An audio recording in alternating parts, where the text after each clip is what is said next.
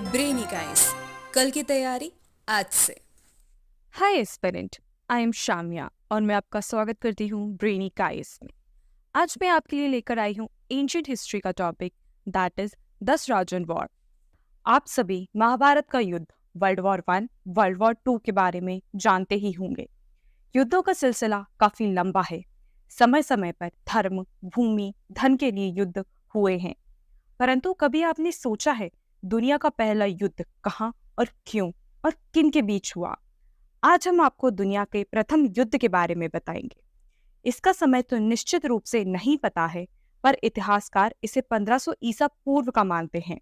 यह हुआ था भरत कबीले के राजा सुदास और पुरु और उनके संघ के बीच पारुषी नदी के किनारे। इसे दशराज युद्ध या दशराग युद्ध के नाम से भी जाना जाता है। इस युद्ध का वर्णन ऋग्वेद के 7वें मंडल में मिलता है। सुदास तत्सु समुदाय से आते थे और भारतवंशी राजा थे। भारत दुष्यंत और शकुंतला के पुत्र थे और उन्हीं के नाम पर देश का नाम भारत हुआ। सुदास के समय से ही पुरु कबीले और उनके बीच तनाव बढ़ा और युद्ध हुआ।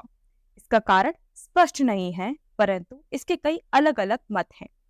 हार्वर्ड यूनिवर्सिटी के प्रोफेसर माइकल विट्जेल लिखते हैं कि यह लड़ाई प्रभुत्व की लड़ाई हो सकती है।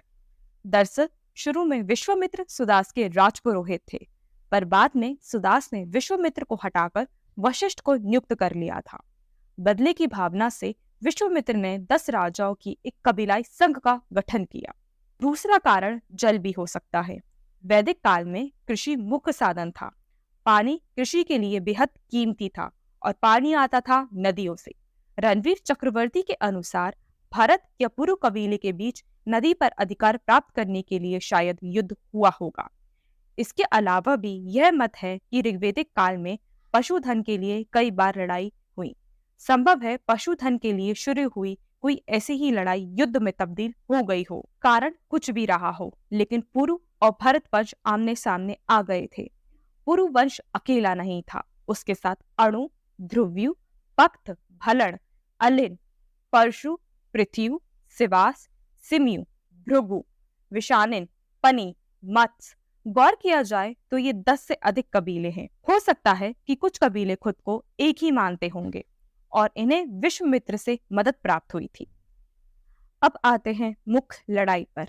भारत वंश यानी राजा सुदास रावी के पूर्वी इलाके को कंट्रोल करते थे, यानी आज का साउथ पंजाब और हरियाणा का इलाका, और पुरु वंश और संघ के बाकी कबीले रावी के पश्चिम से आए थे। ऋग्वेद के अनुसार संघ की सेना में 6666 सैनिक थे और राजा सुदास की फौज संख्या बल में कमजोर थी। जब युद्ध शुरू हुआ तो संघ की फौज ने रावी नदी पर एक बांध बनाने की कोशिश की, लेकिन इस कोशिश में बांध टूट गया, जिससे संघ की ताकतवर फौज पानी में बह गई और इस तरफ राजा सुदास की जीत हो गई।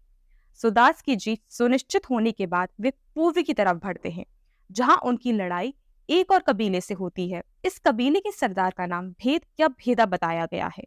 इस लड़ाई में राजा सुदास फिर विजयी होते हैं और कुरुक्षेत्र में जाकर बस जाते हैं। कुरुक्षेत्र में रहते हुए वे एक अश्वमेध यज्ञ भी कर पाते हैं। ऋग्वेद के अनुसार खांडव वन में रहने वाले कीकाट कबीले से उनका तनाव बरकरार रहा। आगे चलकर भारत वंश का शासन शुरू हुआ। इसी वंश में आगे चलकर कुरु वंश की शुरुआत हुई। कुरु वंश की शुरुआत कैसे हुई इसका साफ जिक्र ऋग्वेद में नहीं है, लेकिन वे खुद को भरत की संतान बताते हैं।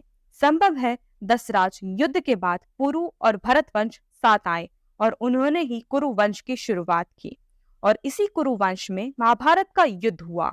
यह युद्ध धर्म और अधर्म के बीच की लड़ाई थी। तो यह कहानी थी दुनिया के प्रथम युद्ध की। उम्मीद करती हूँ यह आपको पसंद आई होगी। For more content please follow Brainik IAS. Thank you.